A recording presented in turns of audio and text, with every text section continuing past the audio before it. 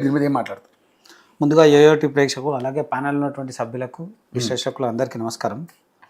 అంటే ఇక్కడ కొన్నిటిని మనం వాస్తవాలు మాట్లాడడం మంచిది. సరే, పార్టీల మీద ఒకరు అభియోగం చేయడం నిజంగా కూడా కాంగ్రెస్ ప్రభుత్వము భూకుంభకోణం చేస్తున్న దాంట్లో ఏమాత్రం సందేహం లేదు.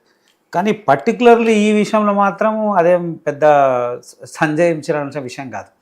ఎందుకంటే ఈ నాగర్గుల విషయం మీరు ర్యాండమ్గా కూడా చూడండి. రెవెన్యూ రికార్డ్స్లో చాలా గ్రామాలు, చాలా ప్రాంతాలు అవన్నీ కూడా ఇచ్చేసుకుంటూ పోతే ఈ నాదర్గుల విషయం ఇవాళ కాదు, పర్టికులర్గా కూడా నాదర్గులు ఏదైతే ఉన్నటువంటి విలేజ్లో ఈ 375 ఎకరాలు సుమారు ఇంకా కొంత 400 ఎకరాల మధ్యలో ఉన్నటువంటి భూమిని ఒకే భూమికి 2 సర్వే నెంబర్లు ఉన్నాయి. అవును, గతంలోనేమో 613 ఇప్పుడు 119. అంటే ఒకే భూమికి 2 సర్వే నెంబర్లు ఉన్నాయి. అంటే ఇది ఒక విషయం ఏంది అని అంటే, కొంత ఇప్పుడు కాదు కొన్ని ప్రాంతాల్లో కూడా అట్లనే జరుగుతూ ఉంటుంది. సర్వే నెంబర్ ఉంటుంది, కాగితాల్లో భూమి ఉంటుంది, ఫిజికల్గా భూమి ఉండదు. కాగితాలు మాత్రం ఉంటుంది, కాగితాల్లో భూమి ఉంటుంది, మీకు కాగితాల్లో కనబడుతుంటది ఇన్ని ఎకరాలు అని. ఫిజికల్ గా ల్యాండ్ ఉండదు. కారణం ఏంది? ఎక్కడో అన్ని ఎకరాంతం అయిపోతుంది.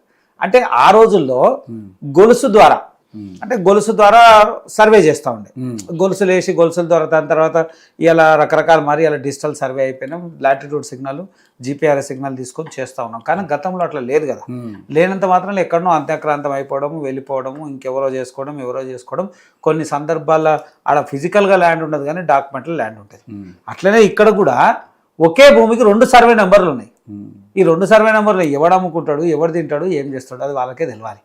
ఇంకోటి ఇదేదో నేనైతే నమ్మను ఇట్లా. సరే, ప్రభుత్వం మీద నేను నిందేయాలనే అంశం కాదు. ఈడ పొంగులేటి వచ్చిండు, ఇన్వాల్వ్ అయ్యిండు, చేసిండు, వాళ్ళ ఫ్యామిలీ ఏదో ఈడ ఏమా అంత చెప్పుకోదగ్గ విషయం ఏం లేదా. సరే, హరీష్ రావు అది ఏ కోణంలో మాట్లాడిండో అది ఆయనకే తెలియాలి. ఆయనకి ఇంటర్నల్ గా ఏమన్నా అనుమానం లేదు దీంట్లో ఏం లేదు సార్. ఇది దీంట్లో ఏం మర్మం ఏం లేదు. సరే, ఆయన ఎందుకన్నాడో ఆయనకే తెలియాలి. అంటే ఈ మధ్య మళ్ళీ అంటే ఏదైతే రాఘవ కన్స్ట్రక్షన్ సంబంధించి బోర్డంతా నేనేమంటున్నా, ఇక్కడ జరగలేదు అని అంటున్నా కానీ అంతటా జరగలేదు అంటలేదుగా. జరిగింది, చాలా జరిగింది. ఎందుకు? అదే వాళ్ళ ఖమ్మం జిల్లాలనే అనుకుందాము. ఆ గ్రీన్ ఫీల్డ్ హైవే రోడ్ రాగానే పేదలందరూ ఇండ్లు కొట్టేసారుగా. అసలు కలెక్టర్ నేమంటున్నా, కలెక్టర్ ఆఫీస్ కన్నా ముందే పేదవాళ్ళు. కలెక్టర్ ఆఫీస్ తర్వాత వచ్చింది, అభివృద్ధి తర్వాత వచ్చింది, ఈ ప్రభుత్వం తర్వాత వచ్చింది. గత ప్రభుత్వం కన్నా ముందు నుంచి కూడా కొన్ని ఇండ్లు ఉన్నాయి, దాని తర్వాత ఇండ్లు ఉన్నాయి. అంటే పేదవాడే ముందున్నాడు కదా, దాని తర్వాత ఇవన్నీ వచ్చినాయిగా. ఈ గ్రీన్ ఫీల్డ్ హైవే రోడ్ రాగానే పెద్దగుండనే ప్రభుత్వ స్థలం అని 100,000 మంది పోలీసులు ఆ సైన్యం మొత్తం తీసుకుపోయి తుక్కొట్టి ఎక్కడిదక్కడ రోడ్డు మీద వేసారు. కానీ అది బడాబాబులో చేరే పేదోన్ని కాబట్టి చేసిరాడు. అట్లనే ప్రతి చోట అదే కాదు, హెచ్సిఎల్ భూముల మీద కూడా కన్నుపడ్డది. ఫస్ట్ కన్నబడ్డ తర్వాత ప్రజల్లో చైతన్యం వచ్చి పర్యావరణం అనే అంశం మీద వచ్చి అనేక మంది విద్యార్థులు, మేధావులు, సమాజంలో సంబంధించినట్టు అనేక మంది అప్పుడు మళ్ళీ దాని మీద తప్పు చేస్తున్నారనే భావన వచ్చిన మళ్ళీ వెనకడిగేసారు. కోట్లు గట్టిగా ముట్టుకెళ్ళేసరికి వెనకడిగేసారు. అంటే ఇలా ఖచ్చితంగా కాంగ్రెస్ ప్రభుత్వం భూమి మీద అవకాశం ఉన్నంత వరకు దున్నుకునేటువంటి ప్రయత్నం, దాన్ని ధన రూపేణ మార్చుకునేటువంటి ప్రయత్నం అధికారులు ప్రభుత్వం చేస్తూనే ఉంది. ప్రభుత్వం బహిరంగంగా అమ్మేటువంటి పరిస్థితులే కనబడతా ఉన్నాయి. ఇక్కడ వీళ్ళకి ఆర్థిక వనరులు లేక సృష్టించేటువంటి ప్రయత్నం. ధరణిలో జరిగినటువంటి అవకతవకలను వీరు ఏమన్నారు, ధరణిలో జరిగింది, ధరణిని మళ్ళా మేము దాన్ని పూర్తిగా మార్చేసి భూభారతిలా దాన్ని బాగా సవరణ చేస్తాం. కానీ భూభారతి కూడా ఏమైంది, సేమ్ అదే రిపీట్ ఆన్సర్. అందులో కూడా అదే ఉన్నాయి.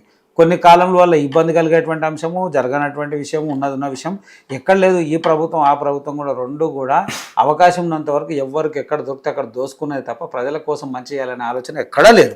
ఒకవేళ మంచి చేయాలనే ఆలోచన ఉంటే విధానం వేరుంటుండే.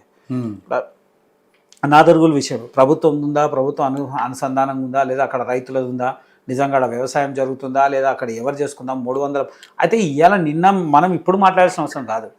ఇది 55-60 సంవత్సరాల నుంచి రెవెన్యూ రికార్డ్స్ ఉన్నటువంటి తప్పిదాలు, టెక్నికల్ ఎర్రర్స్ ఇవన్నీ. అది ధరణిలా అట్లనే టెక్నికల్ ఎర్రర్ అయింది, భూభారతిలో అట్లనే టెక్నికల్ ఎర్రర్ అయింది.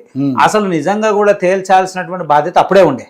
అంటే పానీ రికార్డ్స్ లో ఒకటి చూపిస్తుంది, డాక్యుమెంట్ రుజువు వేరే చూపిస్తుంది. అంటే ఒకే స్థలానికి 2 సర్వే నెంబర్లు ఉంటాయి, 2 ఓనర్లు అవుతారు, డబల్ రిజిస్ట్రేషన్లు అవుతాయి. వాడు నాది అంటాడు, వీడు నీది అంటాడు. అది పెద్ద అరగోసం ఉన్నటువంటి పరిస్థితులు ఆడ. ఇవాళ కాదు, అప్పటి నుంచి అట్లనే ఉంది. ఇంట్లో మొత్తం 375 కాదు, కొంత అయితే మళ్ళీ అది ఎట్లా చేసుకున్నారో ఏం చేసుకున్నారో, కొన్ని క్లియర్ చేసుకొని కొన్ని అమ్ముకున్నాయి, కొన్ని హ్యాపీగా సెటిల్ అయిపోయిన ప్రాంతాలు కూడా ఉన్నాయి. మళ్ళీ రిలీజ్ అయిన స్థలాలు కూడా ఉన్నాయి కొన్ని. అంటే పూర్తిగా అట్లనే అనేటువంటి పరిస్థితి లేదు. ఇక్కడ ఏం చేయాలంటే ప్రభుత్వం దీన్ని చాలా జాగ్రత్తగా గత ప్రభుత్వమే చేయాల్సిన అవసరం ఉండే. చంద్రబాబు నాయుడు దగ్గర కూడా సందర్భం వచ్చింది, ఇది వైఎస్ దగ్గర వచ్చింది, తర్వాత అనేక మంది ముఖ్యమంత్రులు మారారు, కేసీఆర్ దగ్గరకు వచ్చింది, తర్వాత ఇవాళ రేవంత్ రెడ్డి దగ్గర కూడా వస్తూ ఉంది. దీనికి పులి స్టాప్ పెట్టకపోతే మళ్ళీ ఇది కంటిన్యూ అవుతుంది. పులి స్టాప్ పెట్టాల్సిన అవసరం ఉంది. అది రెవెన్యూ రికార్డ్స్ సరి చేయడమా, ఎందుకంటే ఇప్పుడు ఆ ఏరియా అంతా కూడా ఫుల్ డెవలప్ అవుతుంది. ఇప్పుడు ఏమైందా అంటే ఆ రోజుల్లో ఉన్నటువంటి వాల్యూని ఈ రోజున్న వాల్యూని క్యాలిక్యులేట్ చేస్తే 4 ఇంతలు అయ్యింది కాబట్టి భూబకాసురులే అనుకుందాం, లేదా కాంగ్రెస్ పార్టీ నాయకులే అనుకుందాం. అది ఈ మంత్రి ఆ మంత్రి ఈ పేరా ఆ పేరా అని చెప్పలేము. కానీ ఎవరికి అవకాశం ఉన్నా కానీ అవకాశాన్ని ఎవ్వడు వదులుకోడు, దొరికిన కాడికల్లా తినేయాలనేటువంటి ప్రయత్నం చేస్తారు తప్ప ఇంకెక్కడ చేయలేదు. ప్రభుత్వం పేదల కోసం చేసేటువంటి పరిస్థితి ఎక్కడ లేదు. ప్రజాపాలన ఏం లేదు, ఆ నాయకుల పాలన వాళ్ళ పాలన ఉన్నటువంటి పరిస్థితులు ఉన్నాయి. ఇది ఒక్కటే అంశంలో కాదు, రాష్ట్రంలో ఉంటే అనేక భూముల పరిస్థితులు కూడా అట్లనే ఉన్నాయి. ఒక్కొక్క ప్రాంతానికి ఒక రకమైనటువంటి విజన్ ఉంది. ఆ విజన్ అక్కడ ఉన్నటువంటి నాయకులు, ప్రభుత్వము అక్కడ ఉన్నటువంటి అవకతవకలు చేసుకోవడం, వాళ్ళ వ్యక్తిగతంగా ఇది చేసేటువంటి ప్రయత్నాలు చేసి ఎక్కడ దొరికితే అక్కడ చేసుకుంటా ఉన్నారు.